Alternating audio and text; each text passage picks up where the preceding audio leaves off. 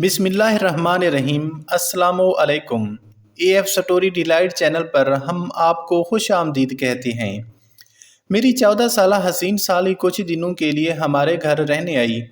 میں جسے بچی سمجھ رہا تھا وہ تو پوری آگ نکلی۔ میری بیوی اسپتال میں اپنی ماں کے ساتھ داخل ہوئی تھی، اسی لیے میری ساس رات کو میری سالی کو میرے پاس چھوڑ گئیں۔ میں نے اسے بچی سمجھ کر اپنے ساتھ سلا لیا کہ کہیں وہ نئے گھر میں نہ ڈر جائے، لیکن اس نے تو آدھی رات کو میرے ساتھ ہی بیڈ پر رات کے 12 بجے کے قریب میرے کمرے کے دروازے پر دستک ہوئی تو میں جان گیا کہ میری سالی ندا ہوگی، کیونکہ اس وقت پورے گھر میں اکیلی تھی اور وہ پہلی دفعہ ہمارے گھر رہنے کے لیے آئی تھی، تو شاید اسے رات کے اس پہر ڈر لگ رہا تھا۔ جیسے ہی میں نے دروازہ کھولا تو یہ دیکھ کر میری حیرت کی انتہا نہ رہی کہ وہ نیم برہنہ سی نائٹی پہنے دروازے پر کھڑی تھی۔ مجھے دیکھتے ہی کہنے لگی کہ ارشد بھائی، مجھے آپ کے گھر میں بہت خوف محسوس ہو رہا ہے، کیا میں رات آپ کے ساتھ آپ کے کمرے میں گزار سکتی ہوں؟ میری نظر میں تو ندا ایک 14 سال کی بچی تھی، لیکن میں پہلی بار اسے یوں دیکھ رہا تھا۔ وہ تو کسی گلاب کی کلی کی طرح تر و تازہ تھی۔ 14 سال کی عمر میں ہی اس کا بدن بھرپور جوان ہو گیا تھا۔ کمرے میں مدھم روشنی ہونے کے باوجود بھی نیم برہنہ نائٹی میں اس کے جسم کا ہر حصہ واضح نظر آ رہا تھا۔ وہ میری بیوی کی چھوٹی بہن تھی۔ یہی سوچ کر میں نے اس کے وجود سے نظر چرائی اور اسے سونے کے لیے صوفے پر تکیہ رکھ کر دے دیا اور خود بیڈ پر لیٹ کر موبائل چلانے لگا۔ میری شادی کو 5 سال ہونے والے تھے اور میری شادی کے وقت ندا ایک 9 سال کی بچی تھی۔ میرا اپنے سسرال بہت ہی کم جانا ہوتا تھا، اسی لیے میں ندا کو ابھی بچی ہی سمجھ رہا تھا، لیکن مجھے کیا خبر تھی کہ وہ تو پوری قیامت بن چکی ہے۔ میں موبائل میں مگن تھا اور ندا صوفے پر بے چین لیٹی تھی۔ رات کی اس پہر موبائل پر بھی ایک سے بڑھ کر ایک سامان سامنے آ رہا تھا، جس کی وجہ سے میرے سوئے ہوئے جذبات جاگ رہے تھے۔ میں نے رات کو آواز دے کر پوچھا کہ کوئی مسئلہ ہے کیا؟ ندا کہنے لگی کہ ارشد بھائی، یہ صوفہ بہت چھوٹا ہے اور میرے پاؤں صوفے سے باہر جا رہے ہیں، جس کی وجہ سے میں صحیح طرح سے لیٹ نہیں پا رہی۔ ندا کی بات سن کر میں نے کہا ٹھیک ہے ندا، تم بیڈ پر آ جاؤ، میں صوفے پر بیٹھ جاؤں گا۔ ندا جیسے ہی بیڈ پر آئی تو میں اپنا تکیہ لے کر اٹھنے لگا، لیکن ندا نے میرا ہاتھ پکڑ کر روک لیا اور کہنے لگی کہ ارشد بھائی، اب کیا ساری رات بیٹھ ہی رہیں گے؟ میرے ساتھ یہی بیڈ پر سو جائیں، مجھے کوئی پریشانی نہیں ہوگی۔ میرے لیے ندا کے جسم سے نظریں ہٹانا مشکل ہو رہا تھا۔ میں نے بہت مشکل سے ندا کی بات مان کر دوسری طرف کروٹ بدلی اور موبائل چلانے لگا۔ مجھے پتہ ہی نہیں چلا کہ کب میری آنکھ لگ گئی۔ ابھی مجھے سوئے ہوئے کچھ ہی دیر گزری تھی کہ اچانک ہی میری آنکھ کھلی اور میرے رونگٹے کھڑے ہونے لگے۔ میں سوچ بھی نہیں سکتا تھا کہ جسے میں ایک کم عمر بچی سمجھ رہا ہوں، وہ تو پوری شراب ہے۔ ہر گزرتے پل کے ساتھ میرے دل میں جذبات کا طوفان ٹھاٹھیں مارنے لگا تھا، لیکن پھر ندا نے میرے ساتھ کچھ ایسا کیا کہ میرے قدموں تلے زمین نکل گئی اور نہ چاہتے ہوئے بھی میں اس کی بات ماننے پر مجبور ہو گیا۔ میری اور صبا کی شادی کو 5 سال گزر چکے تھے اور ان 5 سالوں میں ایسا کوئی دن نہیں تھا جب صبا نے میری خدمت میں کوئی کسر چھوڑی ہو۔ میری اور صبا کی پہلی ملاقات کالج میں ہوئی تھی اور ہم دونوں ایک دوسرے کو پہلے ہی ملاقات میں پسند آ گئے تھے۔ ہم دونوں کے پیار محبت کا سلسلہ بڑھتے بڑھتے شادی تک پہنچ گیا تھا۔ جب میں نے اپنے گھر والوں کو صبا کے بارے میں بتایا تو میری ماں نے یہ کہہ کر انکار کر دیا کہ خاندان سے باہر وہ کسی صورت میں شادی نہیں کرے گی، لیکن میں صبا کی محبت میں اتنا آگے بڑھ چکا تھا کہ واپسی کا کوئی راستہ ممکن نہیں تھا۔ اس کے بغیر تو ایک پل بھی گزارا کرنا مشکل تھا۔ ہم دونوں اپنی محبت میں ساری حدود پار کرتے ہوئے تمام رشتے قائم کر چکے تھے۔ کالج میں جانے کے بعد ہم دونوں ایک دوسرے کا ہاتھ پکڑ کر واپس باہر نکل جاتے اور کالج کے پیچھے بنے ہوئے چھوٹے چھوٹے ہوٹلوں میں ایک دوسرے کے ساتھ وقت گزارتے۔ میں نے اپنی ماں کو بہت منانے کی کوشش کی، لیکن وہ کسی بھی صورت میں اس سے شادی کے لیے راضی نہ ہوئی اور میں نے صبا کے ساتھ بھاگ کر شادی کر لی۔ جب میرے ماں باپ کو اس بارے میں علم ہوا تو انہوں نے مجھے گھر سے ہی نکال دیا۔ کیونکہ میں کوئی نوکری نہیں کرتا تھا اور نہ ہی میری کوئی کمائی تھی۔ اور جب صبا کے گھر والوں کو اس بارے میں پتہ چلا تو وہ بھی ہماری شادی کے خلاف ہو گئے، اور وجہ یہی تھی کہ میں کچھ نہیں کماتا تھا۔ بہت مشکل سے میں نے صبا کے گھر والوں کو راضی کیا، لیکن صبا کے گھر والوں نے ہم سے ملنا جلنا ختم کر دیا تھا۔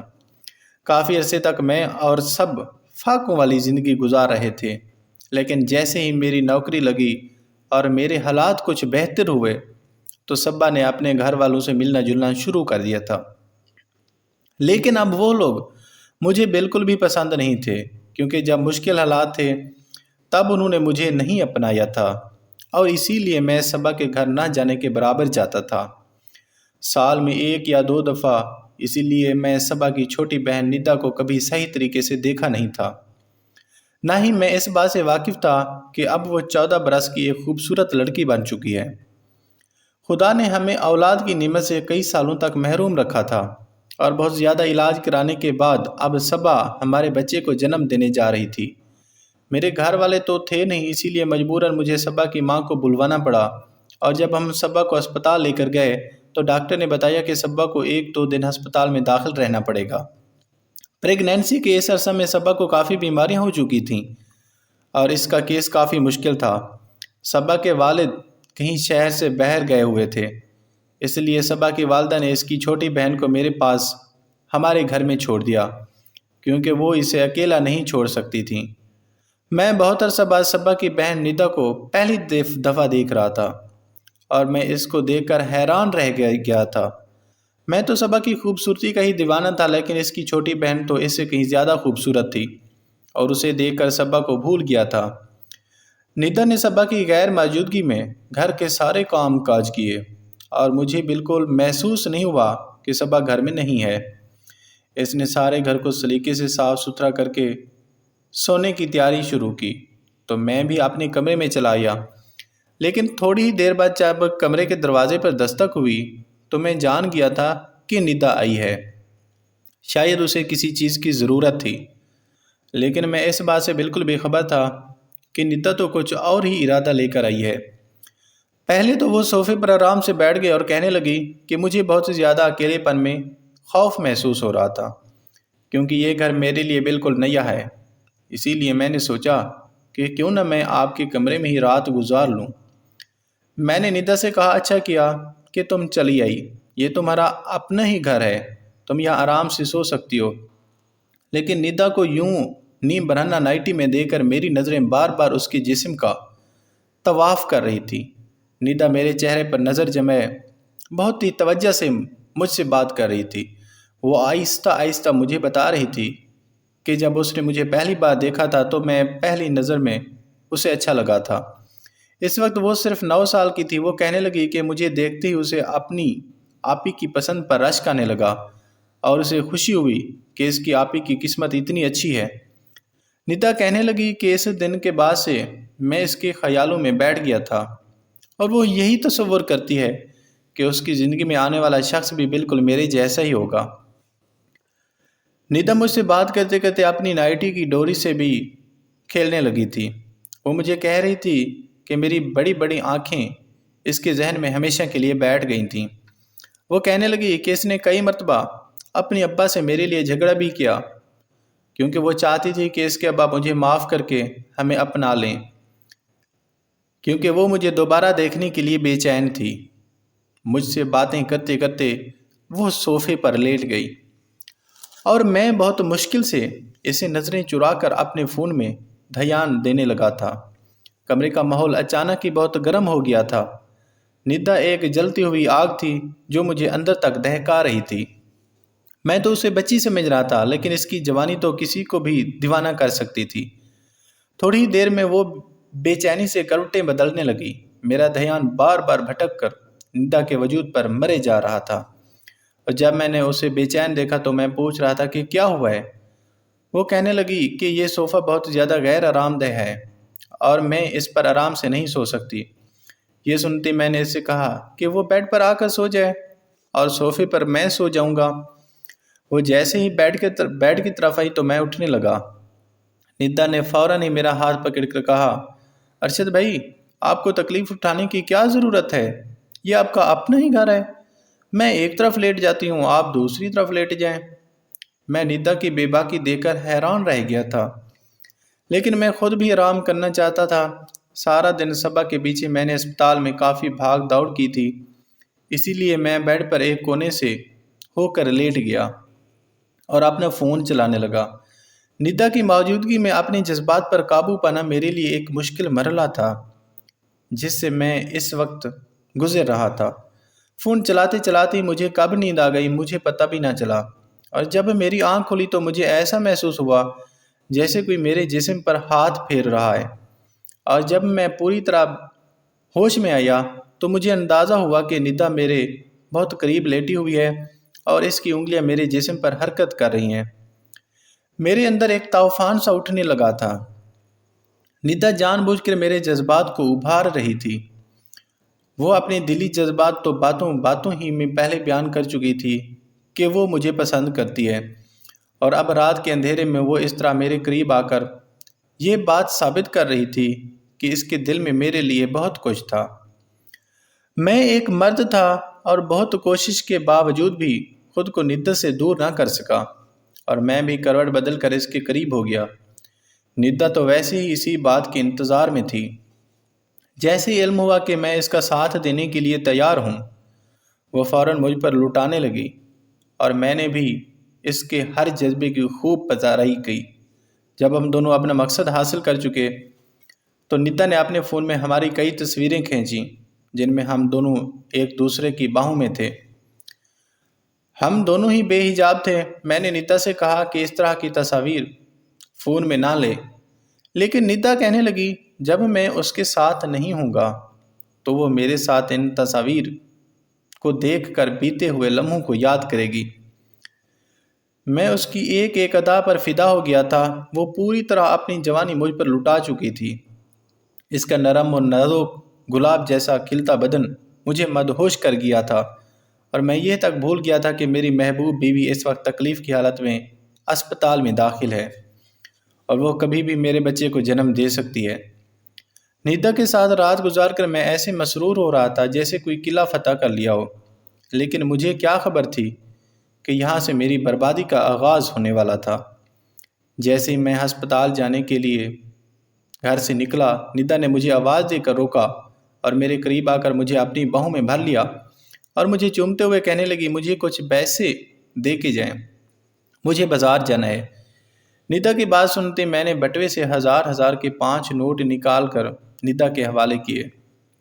میرے ہاتھوں سے نوٹ لے کر اس کے چہرے پر ایک معصوم سی مسکراہٹ بکھر گئی، اور میں نے بدلے میں اس کے ہونٹوں کو چوما اور گھر سے نکل پڑا۔ میں سارا راستہ خوشی سے سرشار جب اسپتال میں پہنچا تو میری بیوی صبا کی حالت بہت خراب تھی۔ ڈاکٹر نے بتایا کہ صبا زندگی اور موت کے درمیان جھول رہی ہے اور کبھی بھی کچھ ہو سکتا ہے۔ صبا کی ماں بہت زیادہ پریشان تھی، جبکہ اسپتال جا کر میری حالت بھی خراب ہو گئی تھی۔ سارا دن میں صبا کے ساتھ رہا، لیکن صبا کی حالت پہلے سے بہتر نہ ہوئی۔ ڈاکٹر نے کہا کہ کچھ دن اور صبا کو اسپتال میں رکھنا ہوگا۔ یہ سن کر نہ جانے کیوں مجھے عجیب سا سکون محسوس ہوا کہ صبا جتنے دن اسپتال میں رہتی مجھے ندا کے ساتھ وقت گزارنے کا موقع مل جاتا۔ میں نے ڈاکٹر سے کہا کہ میرے بچے کو کچھ نہیں ہونا چاہیے۔ ڈاکٹر نے مجھے تسلی دی۔ میں رات کو اسپتال میں رہا اور آدھی رات کو میں صبا کی امی کو یہ کہہ کر واپس آ گیا کہ ندا گھر پر اکیلی ہوگی، اب مجھے واپس جانا چاہیے، کیونکہ اسپتال میں صبا کے ساتھ کسی عورت کو ہی رکنے کی اجازت تھی۔ اسی لیے صبا کی امی کا رہنا بہت ضروری تھا۔ میں جب اسپتال سے گھر واپس لوٹا تو ندا بہت ہی خوش تھی۔ اس نے بہت ساری خریداری کی تھی اور مجھے ایک ایک کر کے سارے کپڑے پہن کر دکھا رہی تھی۔ اسے مجھ سے بالکل بھی شرم محسوس نہیں ہو رہی تھی۔ وہ بہت آرام سے میرے سامنے بنا کسی دوپٹے کے بے جھجک گھوم رہی تھی۔ اس سے کپڑے جسم پر اس قدر فٹ تھے کہ سب کچھ واضح نظر آ رہا تھا۔ اس کا گہرا گلا اس کی کھلتی ہوئی رعنائیاں کو جھلکا رہا تھا۔ وہ بار بار میرے قریب آتی اور میں اپنے ہوش کھونے لگتا۔ اچانک ہی وہ مجھ سے پوچھنے لگی کہ میں صبا آپی کی الماری کھول کر دیکھ سکتی ہوں؟ میں نے ندا سے کہا کہ اس میں بھلا پوچھنے کی کون سی بات ہے، تمہاری آپ ہی کی تو الماری ہے۔ اس نے کہا کہ چابی دیں پھر مجھے۔ میں نے اسے چابی دے دی اور وہ صبا کی الماری کھول کر ایک ایک چیز دیکھنے لگی، اور صبا جو کپڑے میرے لیے رات کو پہنتی وہ نکال نکال کر مجھے دکھانے لگی اور مجھ سے پوچھنے لگی کہ اس میں سے آپ کو کون سا پسند ہے۔ میں نے ایک چھوٹی سی نیلی رنگ کی نائٹی پر ہاتھ رکھا اور اسے کہا کہ یہ صبا پر بہت زیادہ جچتی ہے۔ یہ سنتے ہی ندا وہ نائٹی اٹھا کر کمرے سے نکل گئی، اور جب کافی دیر بعد واپس آئی تو میری آنکھیں حیرت سے پھیل گئیں۔ وہ صبا کی نائٹی پہنے اس سے بھی کہیں زیادہ حسین لگ رہی تھی۔ اچانک ہی وہ میرے آگے آ کر مسکراتے ہوئے پوچھنے لگی کہ یہ میرے بدن پر زیادہ جچ رہی ہے یا آپ ہی پر زیادہ جچتی ہے۔ یہ سنتے ہی میں نے اسے اپنی باہوں میں بھرا اور بہت محبت سے اسے کہا کہ یہ تمہارے دودھیا بدن پر بہت خوب لگ رہی ہے۔ صبا تو یہ پہن کر اچھی نہیں لگتی جتنی تم لگ رہی ہو۔ میں نے اس کے ہاتھ میں پکڑا موبائل لے کر سائڈ پر رکھ دیا اور خود میں اس پر اپنی محبت لٹانے لگا۔ اسے اس نائٹی میں دیکھ کر تو میں بالکل ہی بے قابو ہو گیا تھا۔ میں سوچ بھی نہیں سکتا تھا کہ 14 سال کی عمر میں کوئی لڑکی حسن کی دیوی بھی ہو سکتی ہے، لیکن ندا تو حسن کی ساری حدیں پار کر رہی تھی۔ اس کا پورا ہی بدن بہت حسین تھا اور میں ہر گزرتے پل کے ساتھ اس پر حاوی ہوتا جا رہا تھا۔ ساری رات اس پر جذبات لٹانے کے بعد جب میں ہسپتال میں پہنچا تو مجھے پتہ چلا کہ میری بیوی نے ابھی ایک مردہ بچے کو جنم دیا ہے۔ یہ سن کر تو میری حالت خراب ہو گئی۔ میری بیوی کی حالت بھی بہت زیادہ خراب تھی اور ڈاکٹر اسے ٹھیک کرنے کی پوری کوشش کر رہے تھے۔ شام تک صبا کی حالت کچھ بہتر ہوئی تو اسے ہسپتال سے چھٹی مل گئی۔ مجھے اپنے بچے کے انتقال کا بہت دکھ تھا۔ میں صبا کو سنبھالتے ہوئے گھر لے آیا۔ صبا کو دیکھ کر ندا کا چہرہ اتر گیا تھا۔ اس نے ایک عجیب سی نظر صبا پر ڈالی اور کمرے میں چلی گئی۔ میں نے صبا کو کمرے میں لا کر لٹا دیا۔ اس کی امی نے مجھے صبا کی دوائیوں سے متعلق آگاہ کیا۔ میں صبا کی امی کے ساتھ باہر لاؤنج میں بیٹھا ان کی بات سن رہا تھا کہ جب میں نے ندا کو صبا کے پاس جاتے ہوئے دیکھا، مجھے کچھ خوف محسوس ہوا، لیکن میں جانتا تھا کہ ندا ایسی کوئی بات صبا کے آگے نہیں کہے گی۔ تھوڑی ہی دیر میں ندا واپس آئی اور اپنی ماں سے کہنے لگی کہ چلے امی، ہم گھر چلتے ہیں، اور وہ دونوں اپنے گھر واپس چلی گئیں۔ میں نے ندا کو آخری بار الوداعی نظروں سے دیکھا کیونکہ میں جانتا تھا کہ اب ہم دونوں کا ملنا بہت مشکل ہے۔ ندا کو جاتا دیکھ کر میں نے ایک ٹھنڈی آہ بھری تھی۔ تھوڑی دیر بعد جب میں دودھ کا گلاس لیے اپنے کمرے میں پہنچا تو صبا گم سم سی بیٹھی ہوئی تھی۔ میں نے اسے کہا کہ کوئی بات نہیں، اگر ایک اولاد چلی بھی گئی تو ہمیں اللہ دوبارہ اولاد سے نواز دے گا۔ میری بات سن کر صبا نے مجھے بہت عجیب نظروں سے دیکھا اور کہنے لگی جو میں نے کھو دیا ہے اسے دوبارہ پانا ممکن ہی نہیں۔ صبا کے لہجے نے مجھے چونکا دیا تھا۔ میں اس کے آگے ہی بیٹھ گیا اور اسے کہنے لگا کہ ایسی بات کیوں کر رہی ہو؟ صبا کہنے لگی ندا میری سگی بہن نہیں ہے، بلکہ وہ میری پھوپھو کی بیٹی ہے جسے پھوپھو کے انتقال کے بعد ابا ہمارے گھر لے آئے تھے۔ لیکن ندا کو بچپن سے ہی مجھ سے نفرت تھی کیونکہ گھر میں ہر چیز میری تھی اور اسے ہر وہ چیز چاہیے تھی جو میرے پاس ہوتی۔ ابا نے کبھی اسے کسی چیز کی کمی محسوس نہ ہونے دی، لیکن اس کے باوجود بھی وہ مجھ سے حسد میں مبتلا رہی۔ اس کی نظر ہر اس چیز پر ہوتی جو ابا میرے لیے لاتے یا جسے میں پسند کرتی۔ جب میری تم سے شادی ہوئی تو تم میرے گھر آیا جایا نہیں کرتے تھے اور مجھے اس بات کی تسلی تھی کہ وہ تم پر اپنی نظریں نہیں جمائے گی، لیکن مجھے اندازہ نہیں تھا کہ وہ میری نفرت میں اتنی آگے بڑھ چکی تھی کہ اس نے تمہیں مجھ سے چھیننے کے لیے وہ سب کر دیا جس کے بارے میں سوچ بھی نہیں سکتی تھی۔ صبا کی آنکھوں سے آنسو بہہ رہے تھے اور وہ مجھ سے کہہ رہی تھی کہ ندا جانے سے پہلے مجھے وہ ساری ویڈیو دکھا دی ہیں اور ساری تصاویر بھی دکھا دی ہیں جن میں ہم دونوں ایک ساتھ تھے۔ صبا کی بات سن کر میں صدمے میں آ گیا تھا۔ ندا میں سب کچھ جان بوجھ کر ایک مقصد کے تحت کیا تھا اور میں اس کے ہاتھوں کھلونا بن گیا تھا۔ صبا کی آنکھوں میں میرے لیے صرف اور صرف نفرت بچ گئی تھی۔ اس نے اپنی اولاد بھی کھو دی تھی اور شوہر بھی۔ میں صبا کے آگے شرمندگی سے سر جھکا گیا تھا کہ جب صبا نے مجھ سے کہا کہ وہ جاتے جاتے مجھ سے میری نیلی نائٹی مانگ کر لے گئی ہے، کیونکہ وہ تمہیں مجھ سے زیادہ اس کے بدن پر جچتی ہوئی دکھائی دیتی ہے۔ مجھے لگتا تھا جیسے صبا کے لفظوں نے مجھے زمین میں گاڑ دیا ہو۔ وقت جذبات کے ہاتھوں میں اپنی پوری زندگی ہار گیا تھا اور اب کبھی صبا کے آگے نظر اٹھا کر زندگی نہیں گزار سکتا تھا۔ ندا نے کچھ ہی وقت بعد مجھے بلیک میل کرنے کا سلسلہ شروع کر دیا تھا۔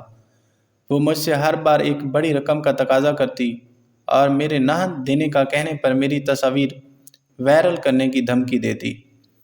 میں جسے 14 سال کی ایک سیدھی سادی معصوم بچی سمجھ رہا تھا، وہ دراصل ایک فتنہ تھی جس نے میری پوری زندگی برباد کر کے رکھ دی تھی۔ میرا اور صبا کا تعلق بالکل مردہ ہو گیا تھا، کیونکہ صبا اب مجھے صرف اور صرف نفرت کی نگاہ سے دیکھتی تھی۔ وقتی لذت اور مزے نے مجھے کہیں کا نہیں چھوڑا تھا۔